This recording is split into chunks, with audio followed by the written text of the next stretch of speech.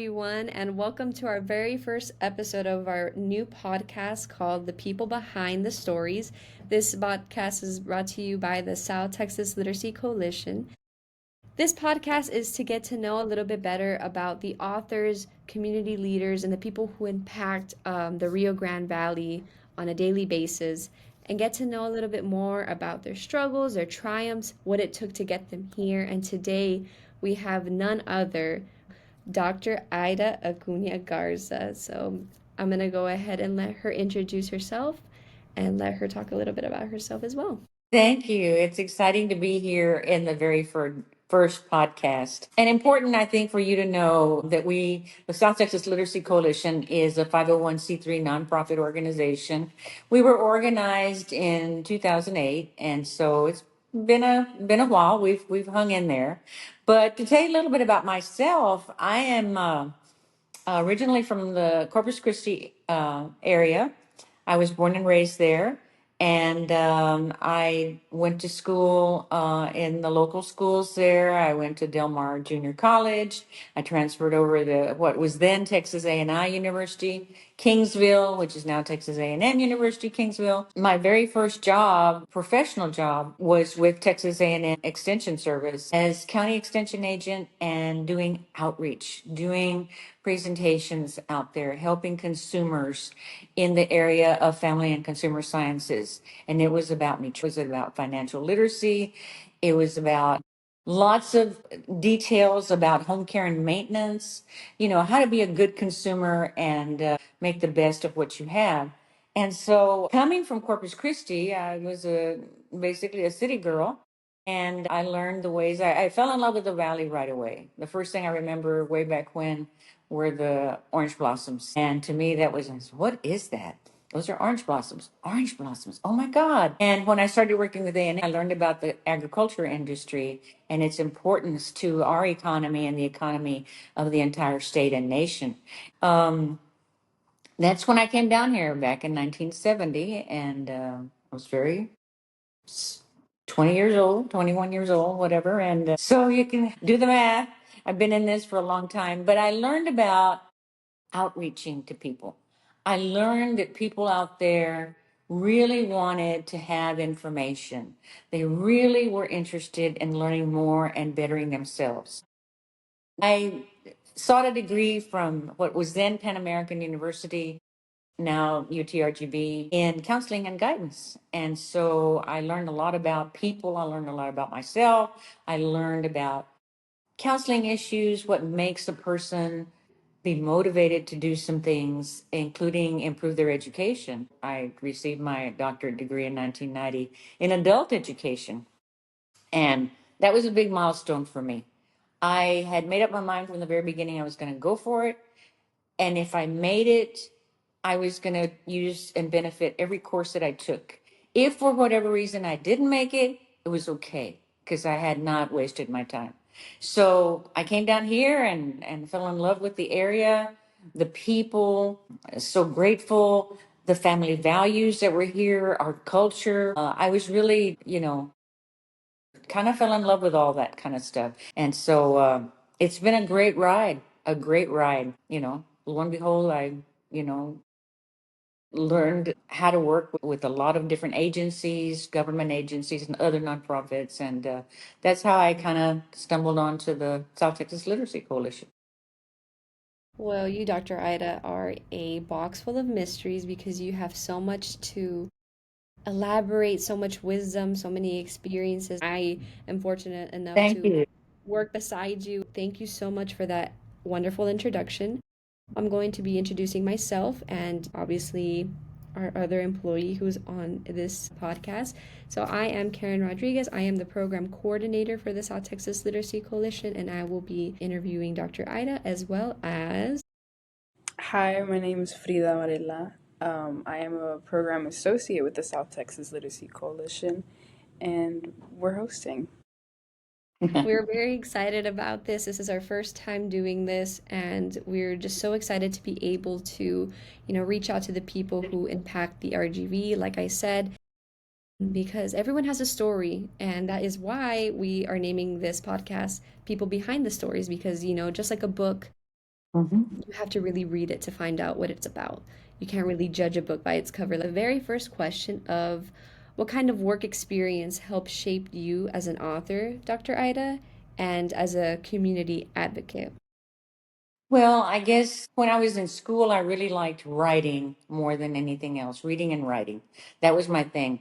My friends and I had four very good friends, and we would spend Saturdays at the public library in Corpus Christi. My dad would take us down here, they'd drop us off. And so I think that was a great send off from, the library being the foundation of our passion, for reading and writing. And I guess the work that help me think about writing children's books with a message, and of course every children's book has a message, but I wanted to be very intentional about what I wrote. And was the fact that I had an opportunity while I was an extension agent in Hidalgo County to do programs for parents who had been cited by the court for minor child abuse. And we were talking about child growth and development and what children need and what children like and how they are at 2 years old and 6 years old and teenagers and that kind of thing. And I found that parents really didn't have, there's no school you can go to learn how to be a parent. You learn how to be a parent from your parents. Yeah. And like one young man, I'll never forget, he told me, I don't know how to be a father because my father wasn't a father to me. And that impacted me tremendously because my mother and father we were poor, but they were very involved in our education and really, encouraged us to seek as much education as we possibly could and beyond. And so that shaped my ideas about the message that I needed to give, the urgency of the information that needed to be out there for parents. Reading and writing skills are the basis. If you can't read or write, you're lost. To be successful in school, children need those basic things, but they need the encouragement of their parents. I had the encouragement of my parents, and my parents, one had a third grade education, the other one had an eighth grade education. What's the difference? The difference was the value of education and saying, I want you to have a good life in the future. Because down here, when they ask you, what do? You can tell them, I'm an educator, I'm a counselor, I'm whatever it is. Yeah, I think that as of now, people seem to take advantage, I guess you would say, that education is not only, demanded by law, but it's a privilege because not everyone has the privilege to go to school like how we do, and it's education is definitely power. And I know Frida agrees with this because Frida, wants to educate children. She wants to be a teacher because we need educators, especially now more than ever because literacy is around us. And I agree 100%. Of Yeah. But the home is the first classroom, okay? course. And the parents are the first teachers. And so they're the ones that teach you. What I loved about the Valley when I came down here was when you greet someone, even if you go into the doctor's office, you say good morning or buenos dias or whatever, and everybody says, when you are with somebody, you hug to say, oh, I'm so happy to see you. And you hug to say, I'm so, I'll see you later or whatever. That's important. That's part of our culture. And we need more of that, in the world. You. Okay, I have the next question. What inspired you to get involved with the South Texas Literacy Coalition? Okay, well, I was working with another nonprofit at the time called Abriendo Puertas. It was affiliated with Texas A&M College of Agriculture. And what we were trying to do was help parents understand how to get their kids graduated from high school and into college, but in particular, the College of Agriculture, because some of those people had been migrant workers and they had a different view of agriculture. And at the time, I had known the congressman for a while and his family. And so he convened a group of community leaders from nonprofits, from agencies, and from other organizations to Region 1. And he wanted to talk to us about literacy, reading and writing. What congressman was this? Former Congressman Ruben Hinojosa, and he was here, he was in the Congressional District 15. He is very big on education. He said, I have been around the world, different places in this world, visiting with the ministers of education in those countries to study their their educational systems. And he went to Beijing and he went to London, he went all over the place. And one of the places that he went to was New Zealand. And everywhere that they would go, and I believe there was 10 or 12 people in the congressional delegation, they would ask, what is your graduation rate? High school graduation rate. And keep in mind that at that time, the high school graduation rate in the Rio Grande Valley hovered around 50%. That means 50% graduated and 50% for whatever reason didn't. And so in New Zealand, they told him our graduation rate is 97%. And his jaw dropped and he said, how do you do that? And they told him early reading plus early writing equals school success. And he came back with that idea, started looking and researching the population and the demographics of the 15th congressional district. And his idea right off the bat was take action. Let's take action. What we need to do is we need to get books in the hands of these children. And so he said, I want to start a nonprofit. I want this to, we're still in this was in 2007, 2008. And it took a couple of years, about a year and a half to get it started. As they expanded and started looking, they named it the South Texas Literacy Coalition. And it got me closer to that goal of writing children's books. And so I've written a lot of children's books, about 21 books. A lot of them are related to cats and rescued animals. That's how I got affiliated with the South Texas Literacy Coalition and have been there ever since. And we started finding out ways of how to distribute more books. And then we realized we have a region of about 11 to 12 counties. It's grown to about 14 now. But we need to reach out to every single county in our region and give away new free books. And my jaw dropped when we went to some places in our region where kids had never received or had never had a new free book of their very own. And there's nothing like that face of that child whose eyes just brighten up when they see that book. And it's, I can keep it. Yes. I can take it home. Yes. Take it home and read it. It's been really, really a satisfying experience. Yeah, I mean, cracking a spine, smelling the brand new printed pages of a book. I mean, that's just about enough for anyone to go crazy about. And in an area that's so, rural in some areas, because, and I'll be honest myself, whenever I did some summer initiatives out with the programming for STLC, I had never heard of Bruni, Texas. And when I got there, you're talking about maybe like the nearest Walmart being 40 minutes away. At least. So Yeah. quite literally in the middle of nowhere, and just seeing like how thankful these, students were to receive a free book. Them being able to get a free book, in most cases it's like, are you gonna buy bread or are you gonna buy a book? Hmm. And Yeah. you can't, you need necessities, right? But books shouldn't be so far from reach. So I definitely agree. And I mean, Frida's the biggest Yeah. bookworm I know. I throw any type of money for a book. I really don't. The price of a book does not affect me. And I'm not saying I'm rich, it's just I just swipe the card and I close my eyes. A t-shirt that says just one more chapter. I want to get to know a little bit more about maybe the programs. If you can tell us about, the programs STLC offers, and how you believe that these programs affect the community directly, through STLC's efforts. Well, first of all, I want to say that there are many, many people that don't realize the level of illiteracy that we have in this area. Okay. Um, the last census that we did said that South Texas, and they considered South Texas anything below San Antonio. We're deep South Texas, but anyway, South Texas had a 48% illiteracy rate.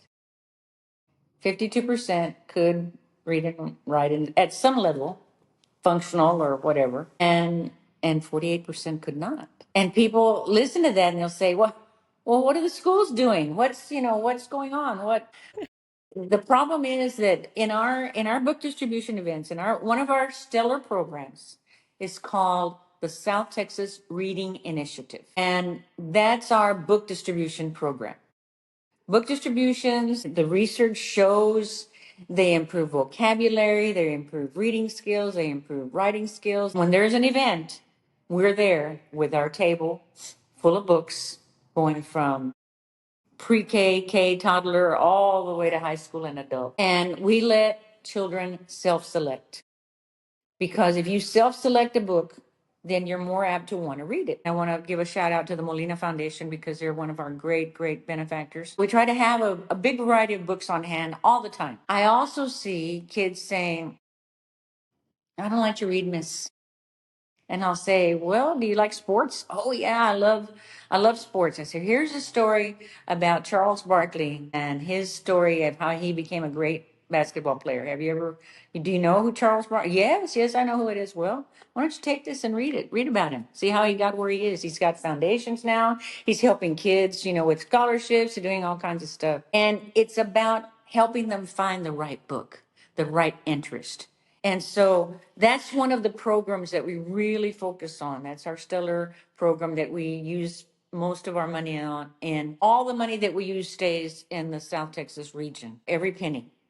And we also have done a lot of work with Little Free Libraries. And Little Free Libraries, it's a national registered trademark, but we have a little bit of fundraising that goes with that, where if a company or a business or an individual wants to sponsor a Little Free Library, we'll help them acquire it. And within the cost of all of that, we'll provide books for a year for that Little Free Library, making it accessible to kids in the neighborhood, to kids in apartment complexes, to kids who, don't have a way to get to the library, to any of the bookstores or whatever, and maybe can't afford it. Again, do you buy a book or do you buy a gallon of milk? I mean, it's a no-brainer.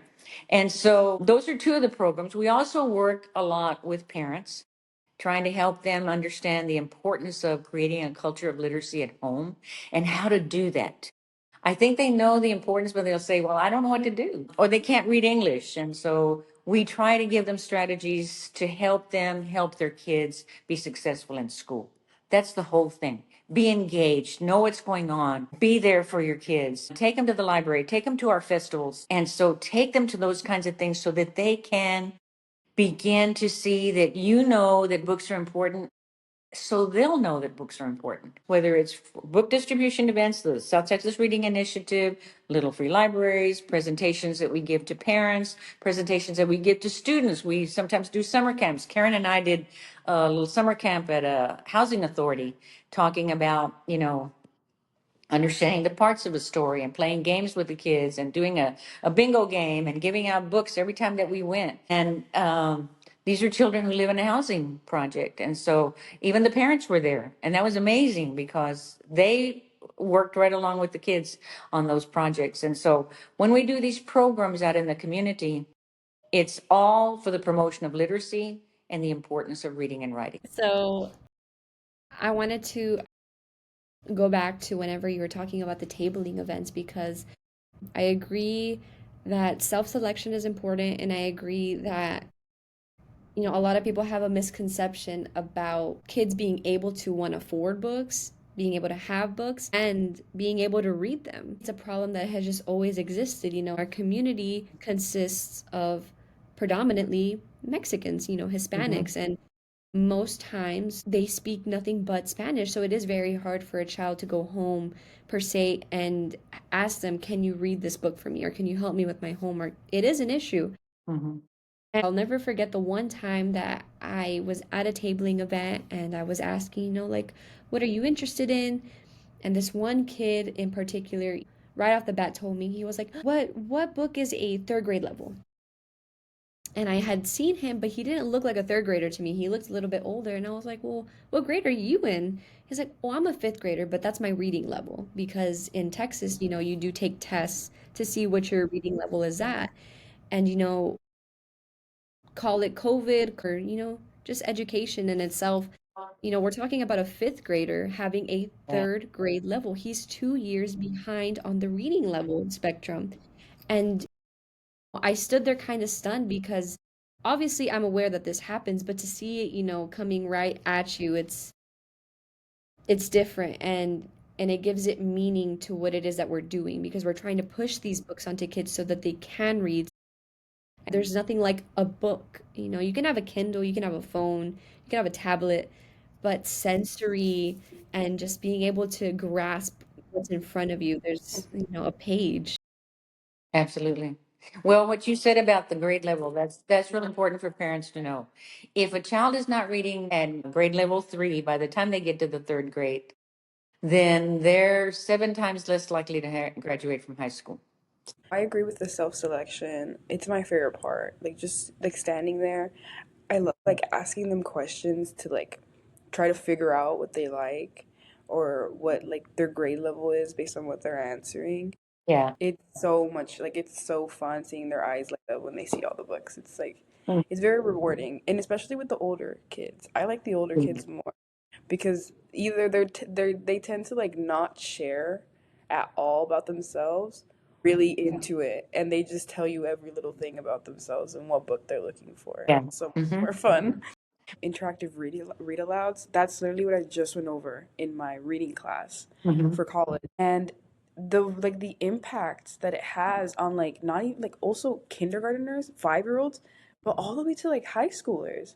If you're reading like a story in a book Yeah. together as a class, like it brings everyone together. If the teacher's reading it or if she's just putting on an audio but you guys are following along, Hmm. you Hmm. can learn so much.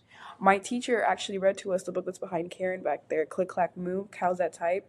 She Uh-huh. read that to us to introduce interactive read alouds. Yeah. And Yeah.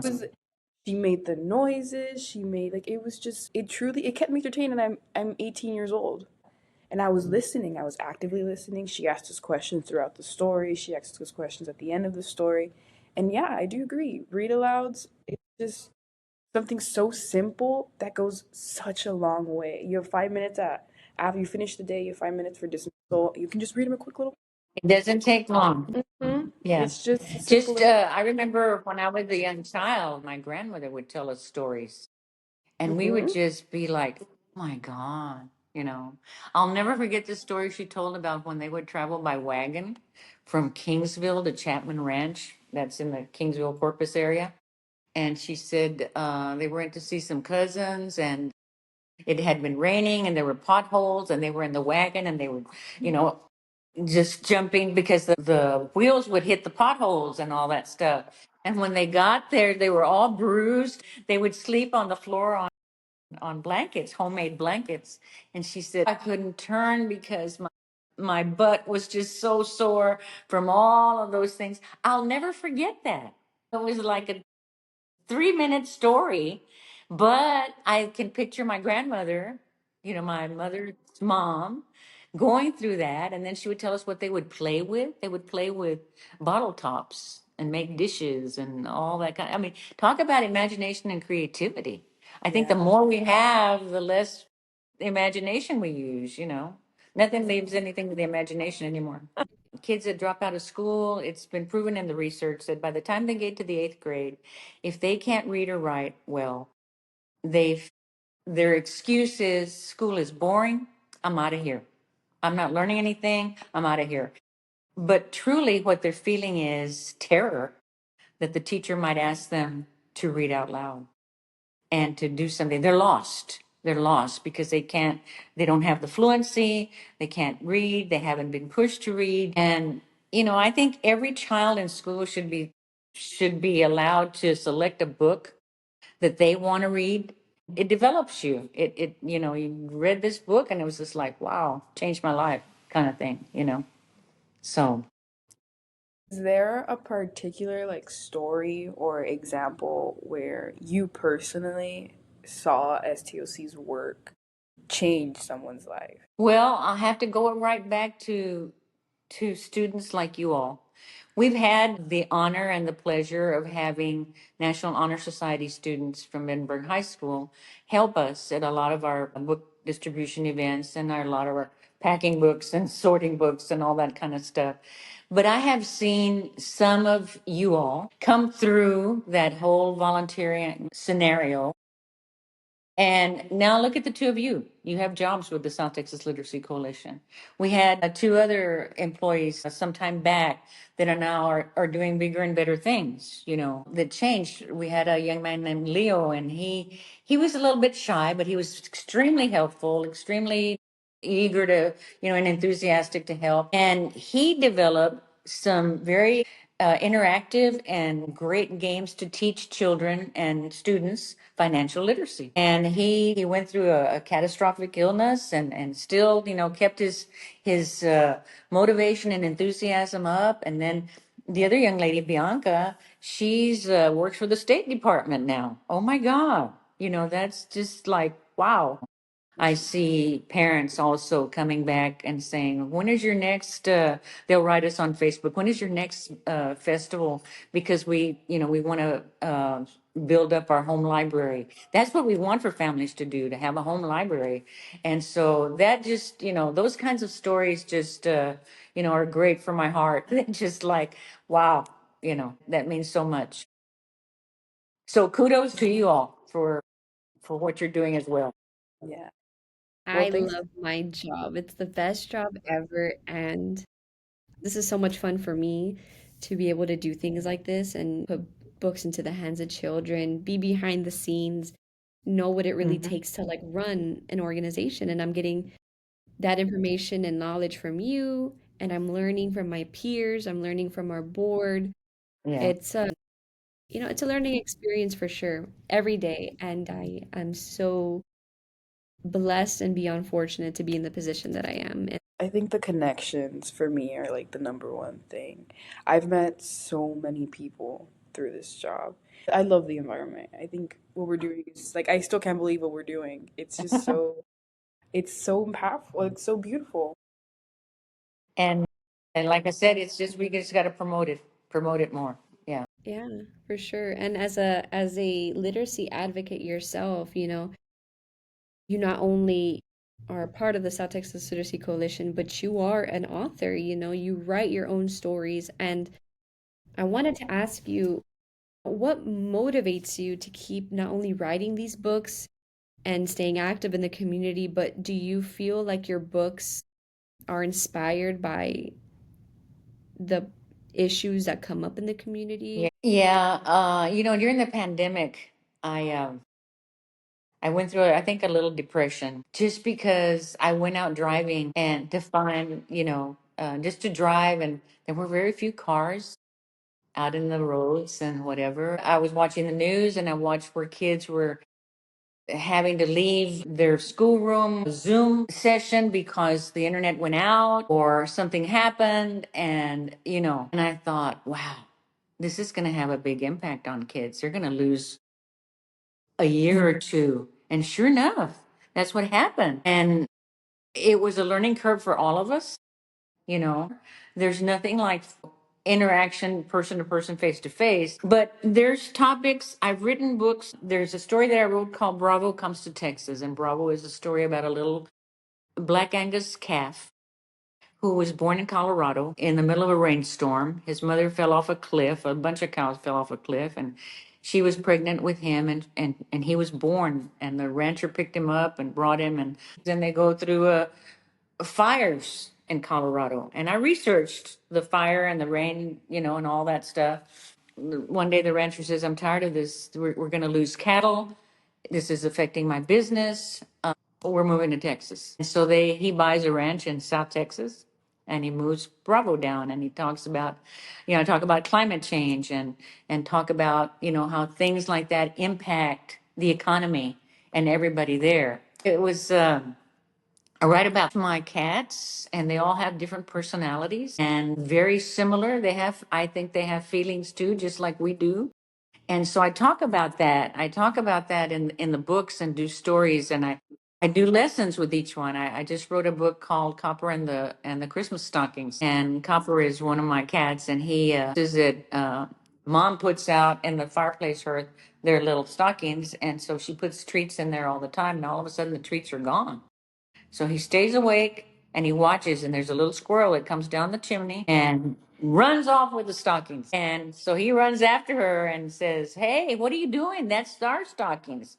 "Well, we don't have a place to put our acorns." So he goes inside and grabs a, you know, gift bag or something, and he said, "Here, put them in here and give me back my stockings because I got to take them back to all my friends that over there." So the message is, you don't take stuff that doesn't belong to you. You don't ruin property that doesn't belong to you. You ask permission. You ask for help.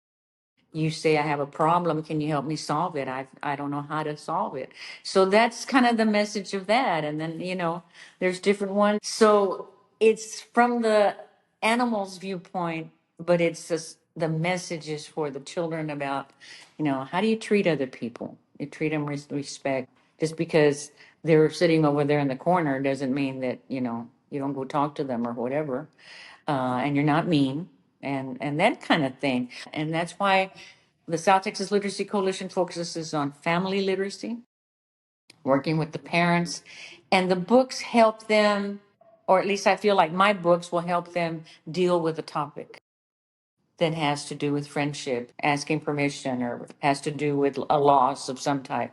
So that's how I come up with the topics. Sometimes I'll be driving down the road, I'll get off and I'll park on the side, and I'll on my phone I have possible title for children's books, and I write it down there, and then when I get home I start kind of drafting out stuff. And sometimes it takes me a few weeks, sometimes it takes me a few months, sometimes it takes me a year to finally get through what I want to say. Yeah, but it's fun. It's fun, and I feel like I'm giving back. The creativity you have to think of these scenarios, and I love that your thing is your cats. I find it so fascinating. I like the way you just come up with these things. I would have never thought about a squirrel stealing candy from a stocking because of their acorns. Like, that is so sweet. I want parents too to read the story, ask the kids questions. What did you like best of the story? I want them to be able to extend that 10-minute reading session to another 10 minutes of doing an activity, and then, It's something you that know, goes for a lifetime. yeah, yeah. And those are moments, memories that are made, that will never be forgotten. Yeah. I remember every single time my mom read to me. My mom was a kindergarten teacher. She was a kindergarten teacher for 7 years. So she's very heavy on literacy. And now she regrets it. Now all I do is sit in my room and read. And she's like, "You never come out, like I never see you." And I'm like, "Well, you encouraged me to read and now you don't want me to read."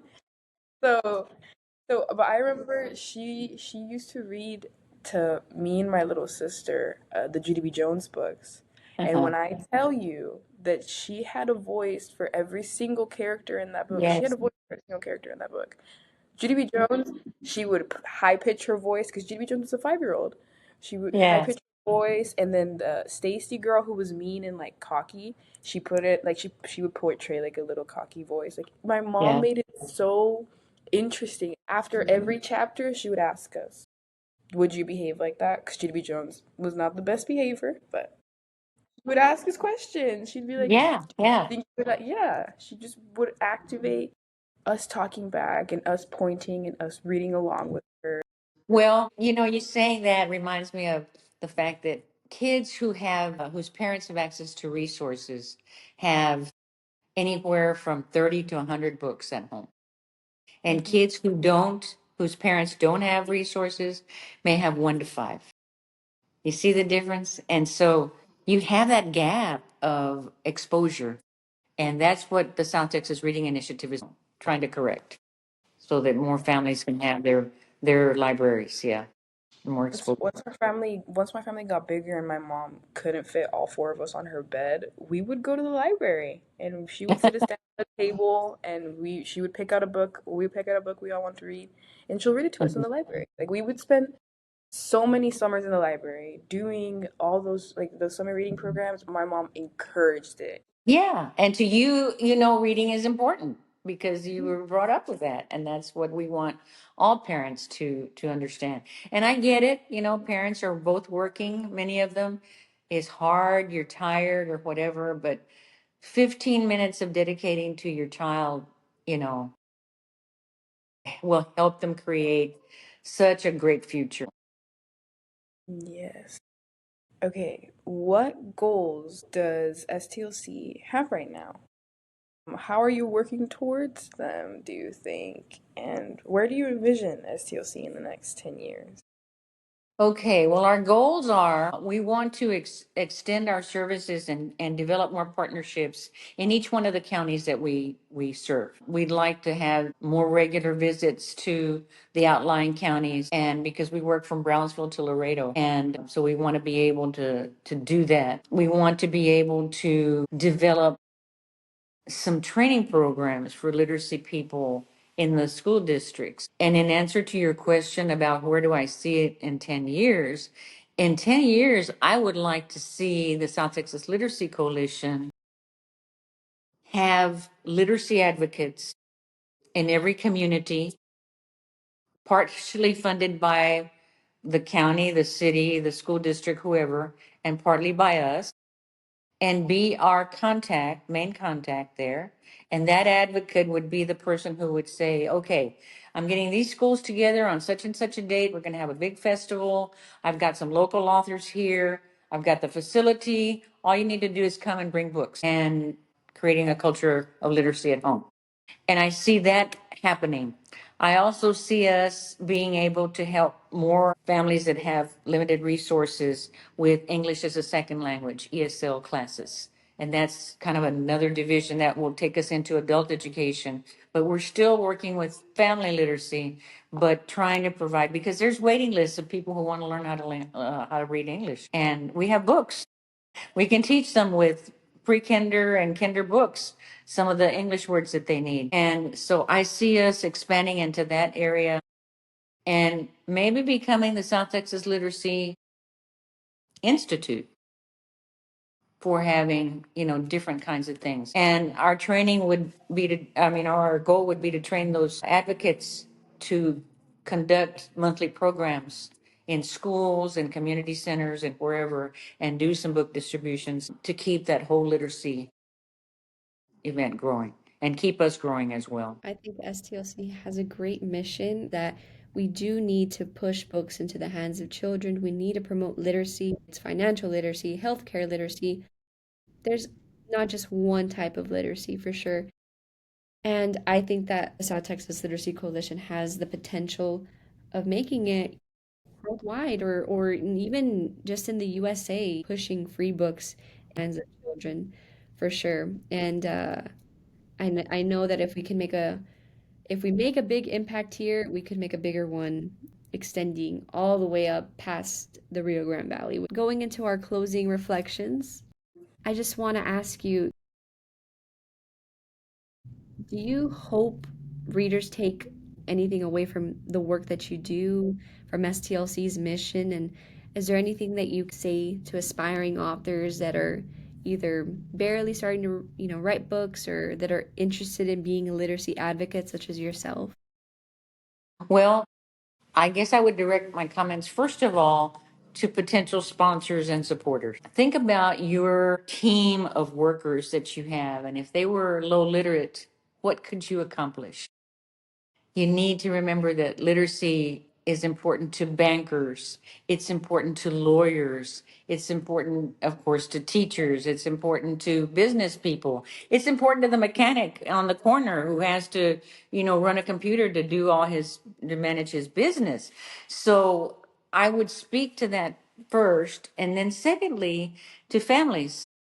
The best way to ensure your child's future is to encourage them to do well in reading and writing, because that's going to be, you all are in college. What do you do? Read and write. You're challenged. Your thinking is challenged all the time. That's what it's all about. And again, we need to get people to understand that you start over here in pre-K or a daycare center, who's they're even doing literacy, And it's all building on skills all the way over here to be able to answer the question, what do you do? What do you do for a living? And in terms of aspiring authors, I say everybody has a story to tell. Everybody has a something in their brain that's saying, you know, you ought to tell people that. You ought to say that either in poetry, in music, in writing. In our culture, in the Hispanic culture, we have a lot of stories that, you know, I wrote a book called My Grandmother's Bread Pudding, La Capirotada de Mi Abuela, which is a true story about Lent and the meaning of Lent. And I wrote about that, and people can identify with that. And so those kinds of stories, you know, are going to be lost if we don't capture them somehow. And every one of us, I see more Hispanic authors writing about tortillas and, you know, paletas and, you know, going to the flea market, fuimos a la pulga, you know, that kind of thing. Those are important stories because, you know, I have a friend who helped her mother have a business at the flea market. That's how they would get their grocery money. And she's an accountant now because she learned that her mother would say, we have to make the best product for the least amount of cost and sell it at a decent, reasonable price to make money for us. And she included their time, their, you know, everything. Okay, that's a life lesson. My God, that's no wonder she's an accountant, you know? And so it's amazing. So people need to realize that we all have stories to tell, and let's tell them so that our grandkids and great grandkids and your children and grandchildren will remember that. The art of making tamales, hey, it is an art.